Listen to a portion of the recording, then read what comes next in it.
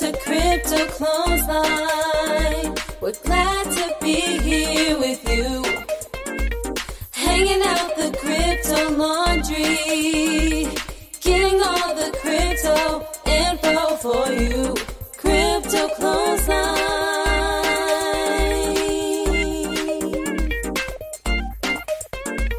Crypto-clothesline. Hi, Amy Rose. Oh, hi. All right, that was exciting. What's going on in your life, girl? Why are you sounding so glib? Because I've been so excited to tell you this really funny story. Yeah. This is from Grandma about my daughter. Okay. So they went to the park, and my daughter was collecting feathers, and she found what she thought was a piece of artwork that someone had just left there, and it had all these feathers in it. And she's like, "Oh, someone actually glued these together really, really well." And so she's pulling the feathers out and putting it into a bag and collecting the feathers. Turns out, and I was pretty cross about this, but also what the hell was Grandma thinking? Turns out that it was an actual wing of a bird. And do you know what my daughter was like? She was like, and they did so well. All of the feathers match. Oh, love. Oh, love. So innocent. I mean, that shows such incredible, beautiful innocence as well.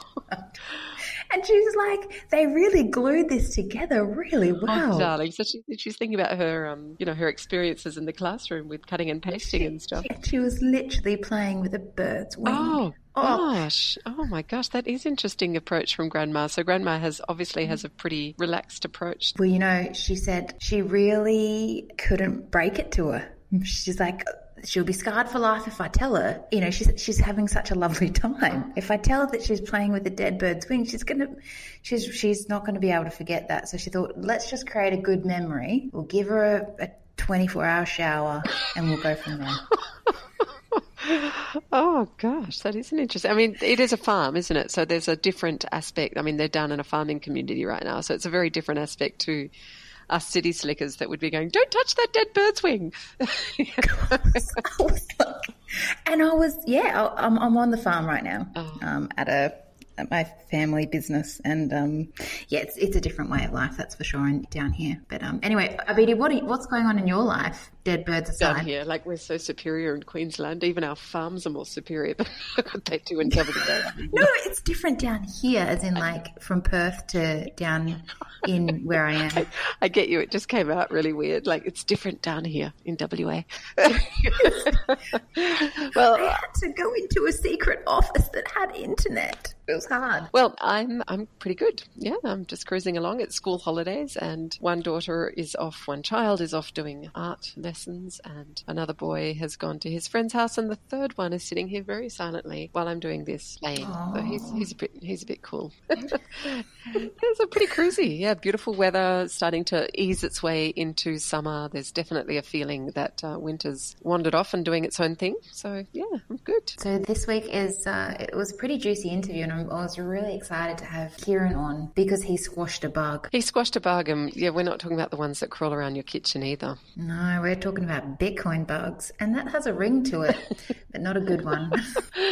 In the meantime, we'd love to welcome you to the Crypto Clothesline. And as you know, our show is about helping men help women join the blockchain wealth revolution for themselves and their families. And our names are amy-rose-goodey and abheeti-kathryn-pass. We're speakers in blockchain and crypto, and we're on a mission. We are learning together with you, and no more so than today talking with Kieran, an early Bitcoin developer. We are learning together with you, talking with leading experts in the space, exploring cutting-edge technology projects that are shaping the future of our children. This podcast is for intelligence and growth, namely ours, and our values are for peace, harmony, collaboration on the planet. And do you know what? We were told we were sexist recently, and I thought, you know what? We're not. Particularly this week when we're interviewing an amazing man. And we have interviewed many men, so I'm going to put it out there. We love men. And, Abheeti, this is the first I've told you about this particular line. What do you think about this? Women-focused, male-friendly. Oh, very nice. Very nice. It's even got a bit of alliteration thrown in. Yeah. Yeah, nice, right? So we do love men. And in fact, I love men a lot. And it's unfortunate in some situations, but I'm putting it out there. I do love men. I am not going to talk about the man mug. Anyone who was there, that's an inside joke. You're going to know what we're talking about. No one else will ever know. Yeah, no, we do love men. And it is unfortunate that that persona has come through in our marketing and in our messaging. But I don't know that it's in our messaging. You know how they say that the ear perceives one thing, like the incoming information is processed by a brain, and that incoming information that is processed by that brain may not be actually what the words were that were being said. I agree. I don't think we're sexist at all. No, we copped it from one particular interesting. He calls himself a loudmouth marketer, but he says that he says that he thinks we're really sexist, and that I shouldn't have started the Women in Blockchain Perth plug. Anyone who wants to come to Women in Blockchain Perth, men and women, are welcome. But if you'd looked into any of my explanations and any of my little welcome spiels, it says men and women are welcome to come along. So it was our very first meeting, and we had 17 RSVPs, and we had 3 of us there. Now, I think that was a pretty good turnout. We're looking at roughly 20% there, aren't we? Which is not bad on a chilly spring night. But the feedback from those 2 ladies was they really enjoyed the conversation, and they really enjoyed the fact that the whole notion of there being a soft place to land for women. They said that they'd gone along to some other meetups, and they had gone along to a lot of information groups over the course of even a couple of years. And overwhelmingly, they felt that if they asked questions, the answers they got didn't make sense to them, or they were really technical, or they were all theoretical. And these women were wanting to say, what is this going to do to change our lives now? How is blockchain affecting our lives now? Tell us about some projects that we can use now. And it really does tie into the conversation we had with Kieran, where he talks about the user interface, like Bitcoin and blockchain and what have you, not really having meaning in people's lives until people can use it with ease. And so just a little plug for last night's Women in Blockchain. All men are welcome. Yeah, good on you. I'm really looking forward to more. And there's going to be way more women coming. The first one is just like the warm-up. And then there's going to be like a bull run. Yeah, a cow run. But the thing is too that these Women in Blockchain meetings are happening all over the world. They're happening there's one in Brisbane, there's one in Melbourne, there's one in Sydney. And it was just a natural development that we have Women in Blockchain Perth. I'm so surprised it didn't exist. And you know what? Really excited that you're the lady creating it. With your support, my love, with your support. It just took about 6 kicks in the butt. Well, don't they say you need 7 points of exposure to something before you take action? And now they're talking about that. Now marketers are talking about, with our current influx of information in our worlds through texts and messages and social media and television and radio and all the rest, it now takes 18 to 20 touch points before people take action. However, speaking to Kieran was effortless, and why don't we have a listen to that conversation? Let's have a listen. Hi, everybody. We would love to welcome to the show today Kieran Mesquita. He is working currently with Blockboxx in Perth, Western Australia, and he's also one of the earliest Bitcoin developers that we know. Welcome. It's lovely to have you here. Thank you. Kieran, Amy Rose and I, we were really interested. I mean, we've met you at a couple of events, and you and I are both on the West Coast, so we get to sort of rub elbows at various events. But can you tell us a little bit about how you got involved in Bitcoin development or blockchain development in the first place? So, I mean, I guess I'd always been interested in programming since a very young age. I distinctly remember coding a Tamagotchi clone where you'd take care of a Pikachu towards the end of primary school. And I guess I found this mailing list, cypherpunk mailing list, right? And started going through some of the stuff that was being discussed on there because these people appeared to be very intelligent, individuals. And I liked reading through the kind of stuff that they discussed, and I learned a lot from it. And one day I was going through the mailing list, and this Bitcoin thing was being tossed around. And I think at one point the person that ran the mailing list actually asked everyone to stop talking about Bitcoin and move it somewhere else because it was the only thing that was being talked about. So that was sort of my introduction to Bitcoin, yeah. Wow, that does sound interesting. So it started off with a sort of a coding interest, and that was more based as an older primary school child, me and Pikachu, and then you moved on to Bitcoin from there. Yeah. What a jump. Yeah, it is a bit of a jump, yeah. I mean, to be fair, I think Bitcoin was really regarded as a bit of a toy currency at the time anyway, so I guess I was just playing with multiple toys, yeah. Isn't that fantastic? That lends a whole new idea to learning through play. Yeah. So, Kieran, can I ask you a question then? I'm just putting the puzzle pieces together. And if you were in the cypherpunk group and you went into Bitcoin, regardless of them saying stop talking about Bitcoin, and I assume, I'm just making an assumption here, it was around the time that Bitcoin was also being used for unsavory things and okay things on the dark web. Would you call yourself a rebel then if you continued on with Bitcoin regardless? Well, I mean, it wasn't so much a stop talking about Bitcoin because this thing's dangerous. It was more, please move the discussion somewhere else because it's drowning out any other discussion we're having on here. It's just impossible to talk about anything else. So, I mean, the people that were working on Bitcoin at the time, you know, there's Gavin Andresen, Greg Maxwell, and a couple of others, Hal Finney as well at the time. So they moved off to different platforms. I think most of them moved over to SourceForge, which is where the original Bitcoin code was being developed. And it was a couple of years before we actually started seeing Bitcoin used in dark web dealings and, you know, Silk Road and so on. And at that point, I think I was a bit starry-eyed and, you know, very idealistic about it, that I didn't really pay much attention to the Silk Road kind of underbelly of it. Okay. Wow, that's a good way to describe it, because I guess that is the underbelly of Bitcoin and crypto. Sure. I mean, the thing is with all great kind of technologies, it's really the criminals that use them first because the other people that realize the need for it first. It's like they have this bigger picture idea, and if there's criminal activity, or they actually have to think constantly outside the square in order to get their needs met. And, you know, in fact, a lady was commenting just the other day that gambling and pornography are usually the two areas where technology gets tested out first, doesn't it? You know, it finds its sea legs in those two areas. Oh, I mean, like the internet grew out of the Usenet boards, and Usenet. I mean, you had all these your standard, you know, above the line Usenet boards, but the thing that really drove adoption was all these alt boards, and you know, those kind of boards were like anything goes, and you can imagine what was being posted on there. Ah, wow. Wow. Nope. Can you explain something that's been posted on there? I think abheeti. My imagination is just not as good as it used to be, Kieran. Please elaborate. I don't believe you, Amy Rose. That is simply not true. Come on, Kieran. You can do for it. For the listeners. Well, I mean, I think abheeti's already gone through the list, you know, the pornography, gambling, well, sex, drugs, rock and roll, right? Right. The three biggies. Kieran, you are not involved in any of that, for the record. No, I'm not. Bummer. No, kidding.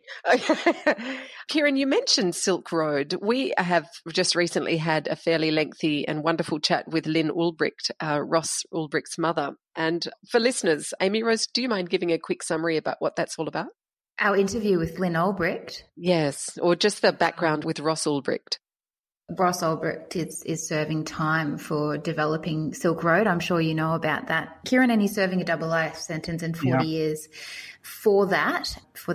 Well, they're saying it's a crime, but also they're also saying it's extreme imprisonment and extreme sentencing. So we wanted to talk to his mother about that because she's currently trying to free him. Yeah, and to get a pardon from Donald Trump because he was completely non-violent and there were no victims in the trial, and the judge has been recorded as saying, I want to make an example of you.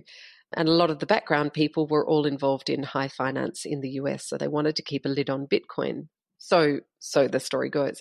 What comments have you got about that, Kieran? I mean, Ross wasn't selling drugs. He just developed a website, and I think the punishment that he's gotten is way too harsh. I mean, it was just a website that he developed.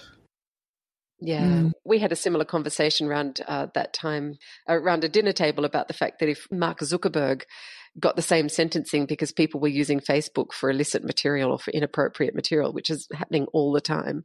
So, it's a ridiculous sentencing. Yeah, for sure. Another question for you, Kieran. You're pretty popular. because you've been around for a while and you've got time under your belt. Can you tell us about the different things that you have experienced from the time you came in? We don't need to say the exact date because extortion and whatnot, but let's go and talk about all of the different awesome things that highlights of your time from then until now. So, I mean, all right, I've got this a great story. I mean, earlier on, I was certainly a lot more arrogant, shall we say. So, No. So I ended up actually writing a GPU miner for both Solidcoin and Litecoin, just to prove to someone that I was talking to that they were wrong about Solidcoin and Litecoin being GPU resistant. And well, this is way before ASICs were on the horizon, and Wait, hold up. For our listeners, what's GPU resistant? So initially, Bitcoin was mined on a CPU only. And then people figured out that they could actually use a graphics card to mine Bitcoin even faster. And then that progressed on to dedicated devices eventually. So early on in development, there was a number of coins that came out that wanted to be CPU only because they didn't like the way that Bitcoin was only being mined by GPUs, and they didn't think it was accessible to the average person. So they set about developing these mining algorithms which were meant to be CPU only, and that ended up not being the case in the end. Okay. So continue. So I ended up writing a GPU miner just to prove that these coins, which are supposedly only mineable on CPU, mineable on a GPU. But during one of these conversations, a fairly prominent member of the community ended up just blowing his lid and typing out, "Dude, shut your mouth," and a couple of other obscenities later on, which I won't repeat. But oh, damn it! Is that because you proved him wrong, or is that because you were being a little arrogant? Oh, it was definitely because I was being arrogant. Right. So, Kieran, from what you've seen just of late, people who are involved in some of the, the big projects, let's say Bitcoin and Bitcoin Cash, they're very stubborn and they don't they do like arguments, but they prefer to be involved in arguments where they're winning. So that sounds really, really similar to what I'm seeing at the moment with people who are like, don't talk about this. This is something I love. Don't put it down. So is that sort of similar to what you're seeing now as well? Oh yeah, the whole cryptocurrency civil wars, if you will, they've existed since the beginning. I mean, it was Litecoin and Solidcoin eventually going at the start, going button heads, and now it's Bitcoin and Bitcoin Cash. Wow. So do you see one of them being wiped out? Perhaps. I mean, oh, brace yourself. So I'm going to cop a lot of flack from both sides for saying this, but I think Bitcoin certainly does have a use case, and being the gold standard of cryptocurrency, if you will, at the moment. And then Bitcoin Cash certainly does have its own use case at the moment. So while Bitcoin's focusing on long-term development, Bitcoin Cash is focusing on being usable right now. And I don't see a reason why they can't coexist for the time being. Okay. That's my thoughts too. Why is everyone arguing? Is it something to do with penis size, or? I don't think so. I think it's more... Okay, so Kieran, there's another question. Abheeti, do you want to ask it about the Bitcoin thing? Well, I was wanting to hear your "I don't think so," and then you just wandered off onto a different tangent. Why do you think it's not to do with penis size? Because I've seen women do it. Oh, okay. Penis by association. No, let's just stop. Okay. Kieran, I was interested. And as a matter of fact, I know that women are incredibly, especially around other women, competitive. Yes, and I would like to see them become more collaborative. So that's my position on that. Yeah, definitely. That's why we try and keep it so friendly here. I am interested, Kieran, because you talked about being a young kid and into coding, and what was it for you? What was it like for you as a child? You've come to Australia. I know, and you can hear from your accent that you've got a British accent, and you've also lived in other countries. Can you give us a brief overview of your personal life and how it was for you to be this coding kid, this kid that was, possibly a geek and interested in stuff that which maybe wasn't as cool as what other kids were doing? Well, I mean, I'm not really sure I have anything to compare it to at this point, right? But I suppose I got into coding just simply because, so I lived in New Zealand for a while before moving over to Australia, where I currently live. And I just happened to move at the round about the right time where friend groups had already formed in schools, and, it's a bit more difficult to break in. So I turned to coding, really. Oh, okay. So instead of going into that sort of social acceptance scene, that early teen scene, I'm guessing you just went into your own world, and what a great world that ended up becoming. Oh, yeah. But Kieran, what about your background? I'm sorry. Yeah. What about your actual cultural background? So you've lived in New Zealand, you've moved to Australia, but your family origins? My parents are both from India. So my family is originally from India.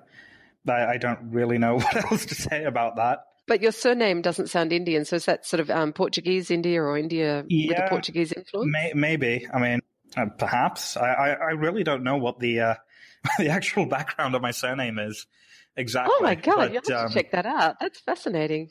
Yeah. I want to see what's happening with your DNA. A little. Mesquita. Yeah, definitely. Kieran, recently Bitcoin had a near-death experience. And I saw this post and I shared it in the Blockboxx Telegram group, and we'll put the link to the Blockboxx Telegram group, and there's awesome discussions in there. And you replied to the comment about what was happening with Bitcoin, and you said that you had been working on it. Can you tell us, because everyone was like, nothing can ever harm Bitcoin, and Bitcoin blockchain is bloody, it's like Superman. It's impenetrable. It's amazing. And I agree. But this thing happened. Can you explain what happened to Bitcoin last week and what you did and how you worked on solving the problem with the others, or if you did it by yourself? I don't even know what happened. Right. So in layman's terms, layman as layman can get. This bug was actually caused by a change made in 2016 to the Bitcoin code, which was meant to speed up validation of blocks. And any Bitcoin fork that used the code after 2016, or any fork which was pulling in code from Bitcoin and happened to pull that code in as well, ended up actually being affected by that bug as well. So you had things like Bitcoin Cash, for example, a number of their clients were affected, Litecoin, and a number of other Bitcoin forks.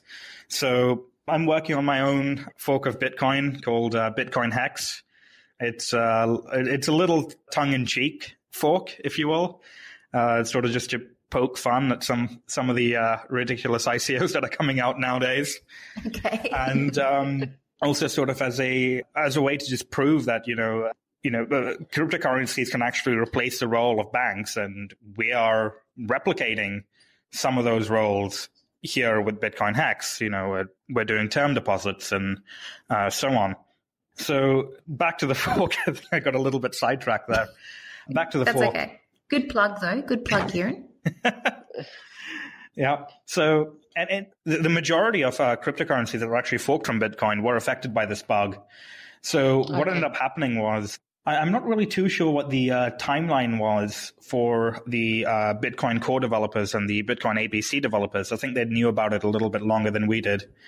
But we were basically given about a day's notice before this fix was going live on the Bitcoin core code. And when they push this fix live, everyone can look at it and say, oh, there's a bug. I wonder what other currencies have this bug.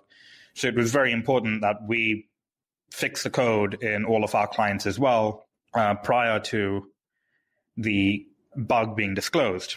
So I spent a fair amount of time looking through all these clients of cryptocurrencies which I used, and a couple which I've been developing, Bitcoin Hex being one of them, to actually see if the bug was present in these code bases and patch it before the public announcement went live. So patch it means to fix it up, does it? Yes. Okay. And what would happen if you didn't fix it?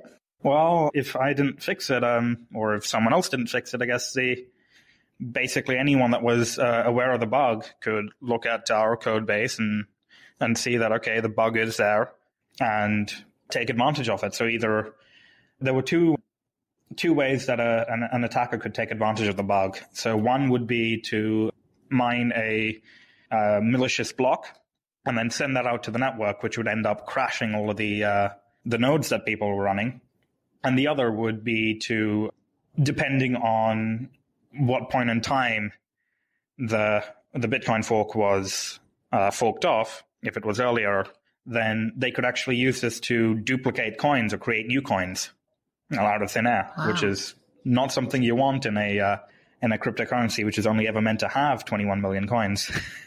Gosh, Wow. so it really could have led to crypto inflation. Yeah. Far out. Okay, so basically, Kieran, did you work on a few different cryptocurrencies to make sure that you remedied that bug? Is that, Yes. and then you did Yeah. remedy it, and then Yep. you saved Bitcoin? Well, I saved the other cryptocurrencies which I was working on, not necessarily Okay. Bitcoin. No, So- but you did the same sort of thing that they would have been doing for Bitcoin. Yes. So So are you? Go on. I'm a bit worried, Kieran, because you basically said that a bug existed and we could have had 42 million Bitcoin instead of 21 million, which would have been inflation, as Abheeti mentioned. Are there any more of these bugs out there that we should be aware of? Not that I know of. I mean, to put this into perspective, we've only seen a bug like this 3 times in Bitcoin. So one just recently, another in 2015, and the final one back in 2010. That sort of track record isn't seen in any other software. You just don't see that level of, clean code or bug-free code anywhere. So Bitcoin, relatively speaking, is actually quite secure.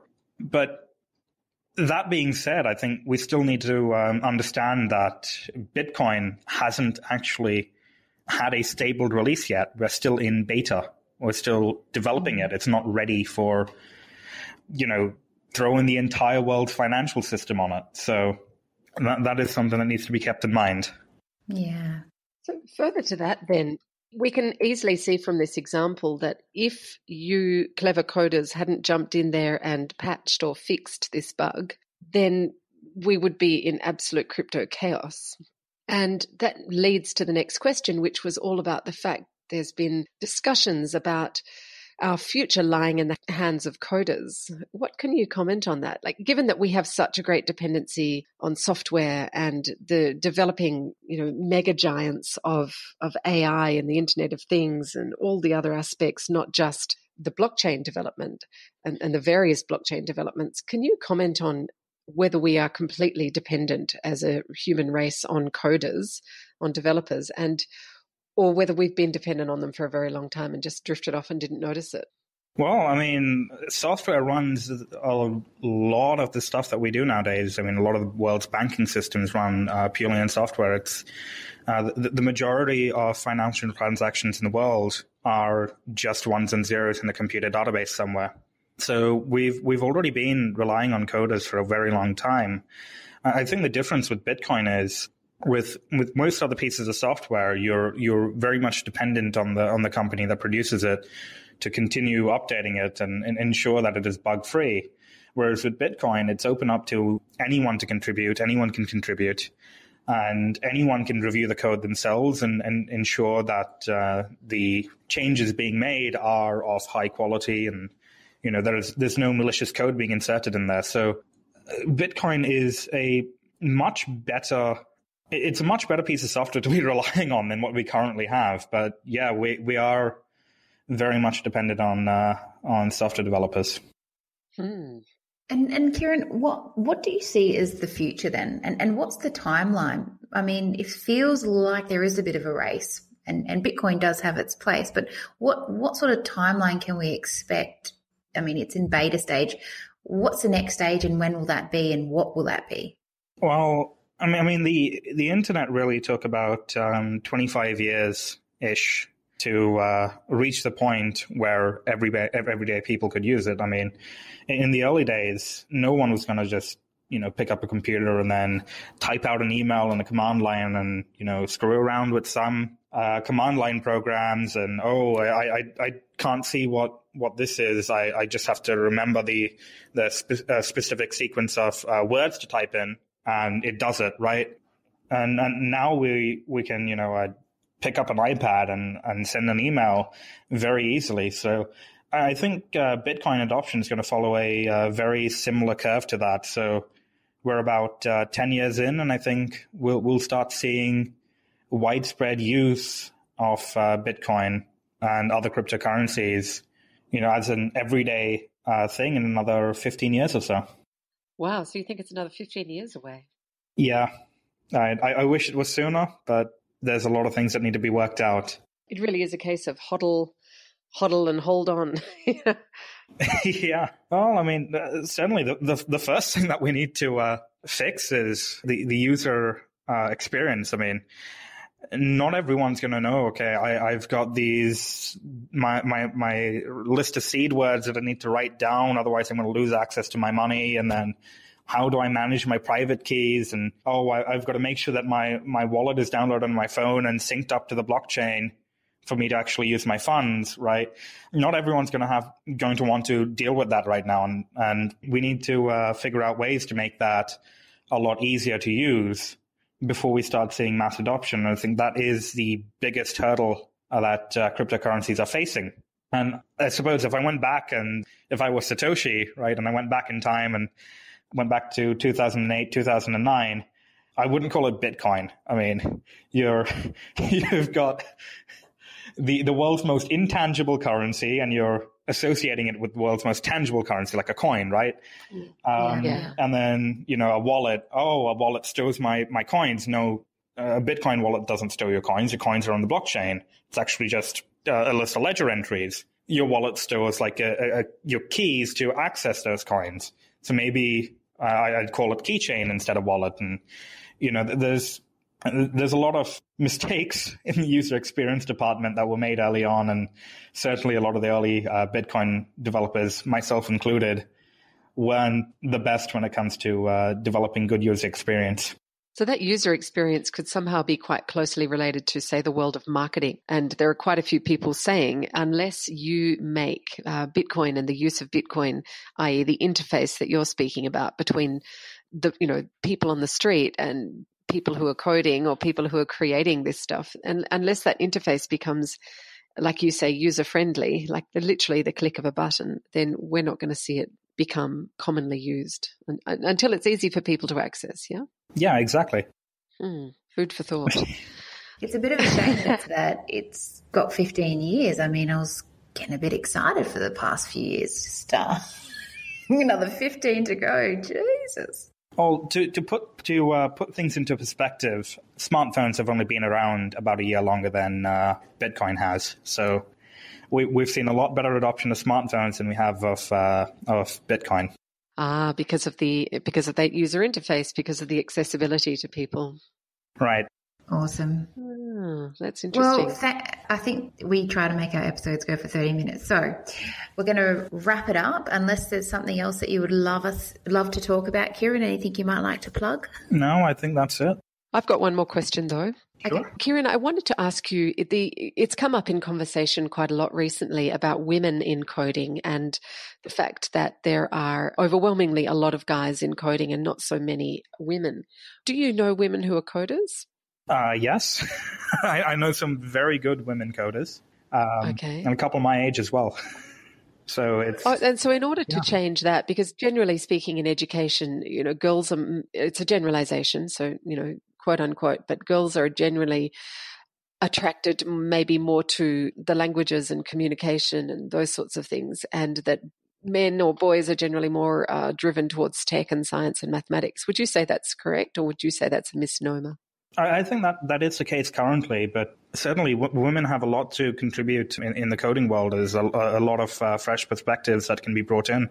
I saw, this is really exciting. I was listening to the ABC because that's how mature I am.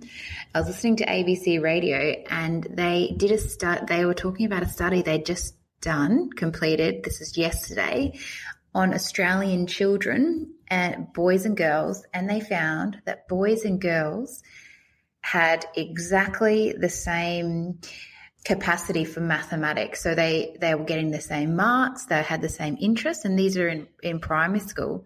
So they were basically saying that previously it was our perception that girls weren't interested, but in actual fact they're doing just as well and are just as interested at the moment, the primary school children. Wow. So it must be sort of more of a cultural perspective that we inadvertently are colouring our kids, like colour by number, excuse the pun. But we're sort of expecting our girls to be more of a slant towards this, and we're expecting our boys to have more of a slant towards that. Yeah. I mean, I don't really have anything else to add on that. I think you've summed it up quite nicely. This is just Abheeti and I having a bloody banter as we do. But anyway. But we're releasing an episode this week called Ladies on the Lounge, and that's a collection of, I think there were 7 women, current company included, who were having a discussion at Blockboxx, an event in Brisbane that we attended just recently. And JP Parker of Blockboxx also made the comment that there was a sellout event of girls in coding in Perth, and it was all women, and it was all women learning to code, or existing coders or people that were on the road. So that's also in support of what you said about the ABC, Amy Rose. And we also happen to have the acquaintance of the lady who manages Coder Dojo, which is frequented both by girls and boys, correct? I'm good friends with her, actually. I used to run a couple of the Coder Dojos. Karen Wellington. Yeah. So it's definitely something we can see that it's changing, but it's an interesting perspective. I mean, recently my daughter was called in to come and be in amongst a group of boys who were learning coding because they wanted to have at least one girl in the photograph. So I think it's still a phenomena which is happening, but it's up to us as parents, I suppose, to be changing throw those. Them in there and just say you can do it, and just not put anything on them to make them feel like it's not their thing. Just assume it is, maybe. Yes, absolutely. Well, thank you for joining us. All right. Thanks for having me. It's been a fascinating, meandering conversation from, a fascinating and meandering conversation. And thanks for killing that bug, Kieran. It was just flying around, buzzing around, really annoying. Thanks for stopping inflation of cryptocurrency. I mean, that's pretty big, Yeah. I just saved the world this weekend. Have you got a cape? Are you coming to our party on Friday night, aren't you? Have you going to bring a Superman cape, a super crypto cape? I'm not sure what I'm going to bring yet.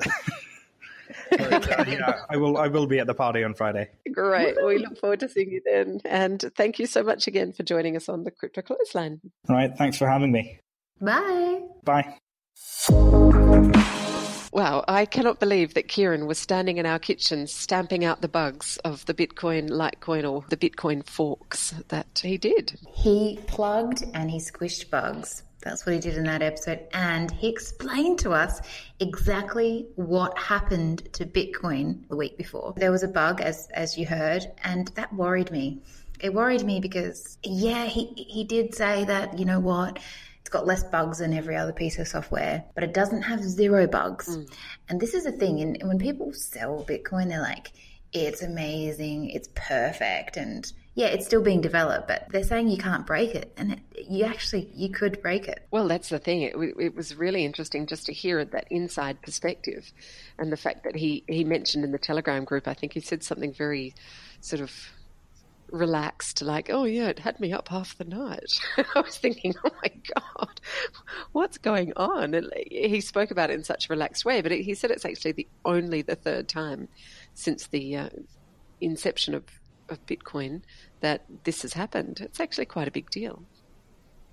I think it's a big deal, but I think because he's been in this space, dealing with these for some time, it's he's used to it, and he's probably dealt with it the other 2 times. So he's just like, this again, got to get out my fly swat and get this bug. Copy and paste.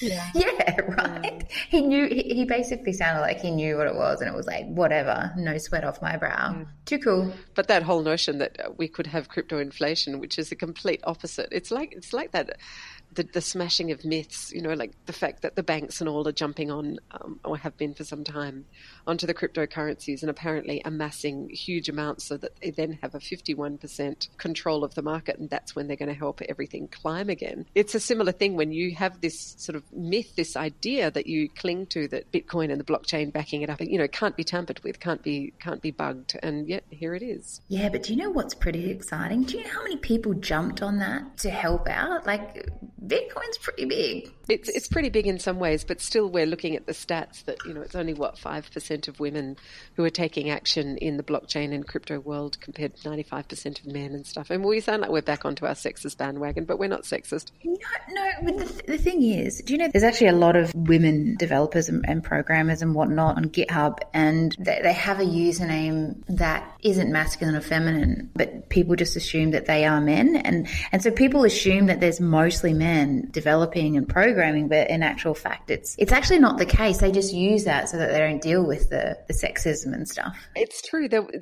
was a comment in the Women in Blockchain International chat just recently where a woman said, yeah, as long as they thought I had this pseudonym which didn't convey, whether I was male or female, and as long as they thought I was a bloke, it was fine. But the minute that they found out I was a woman, they started to add in pornography, they started to add in revolting comments or use really foul language. And there was a bit of a quip, wasn't there? There was a bit of a joke within the Telegram group saying, oh, maybe these young guys, they basically that's their language of expression. The international language of coding is lots of foul language. But she actually made a comment exactly like that. She said, I had to actually just withdraw from the groups because it was so unpleasant, the treatment. Yeah, so there's a lot of women out there that are using pseudonyms.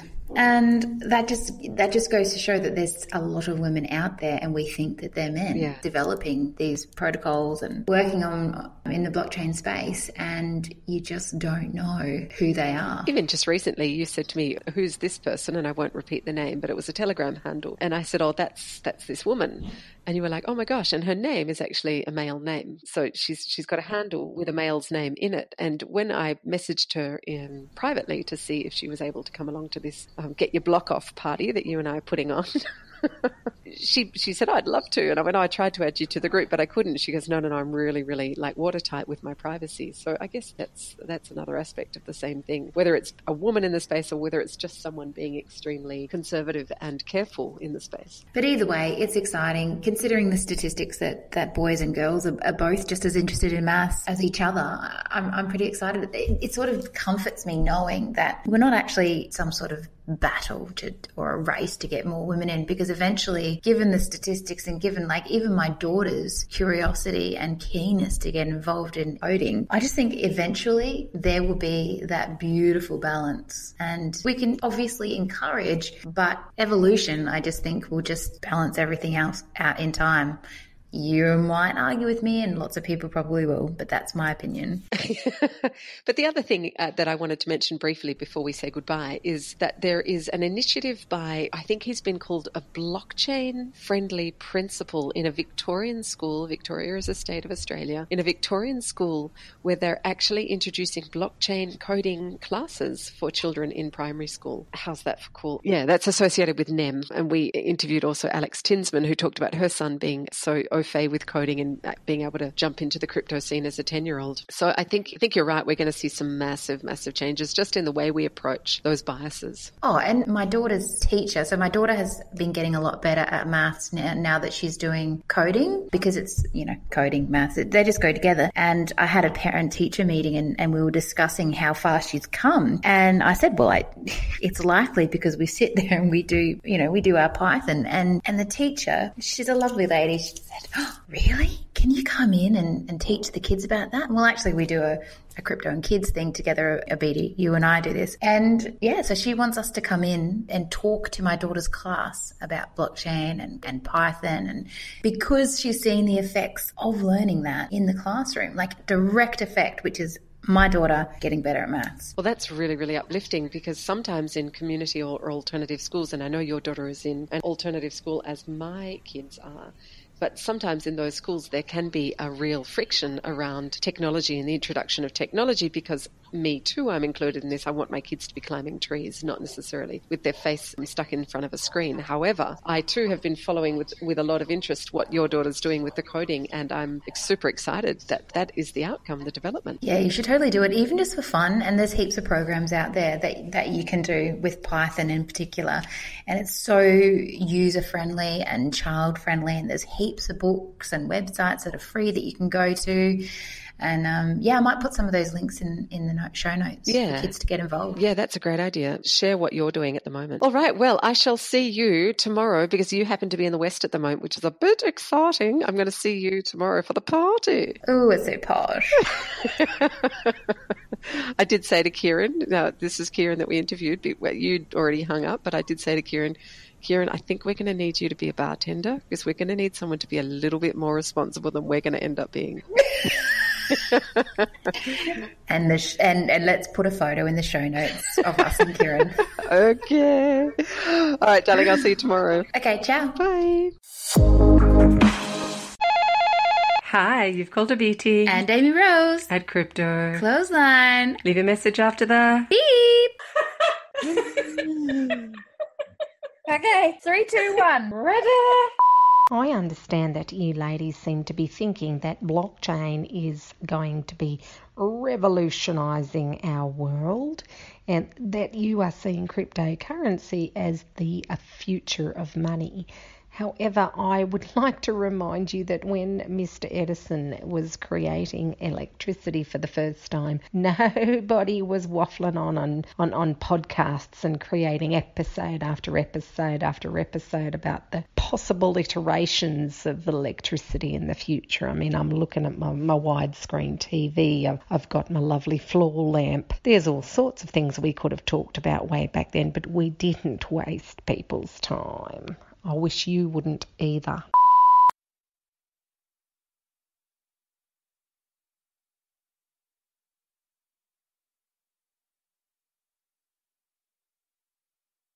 Crypto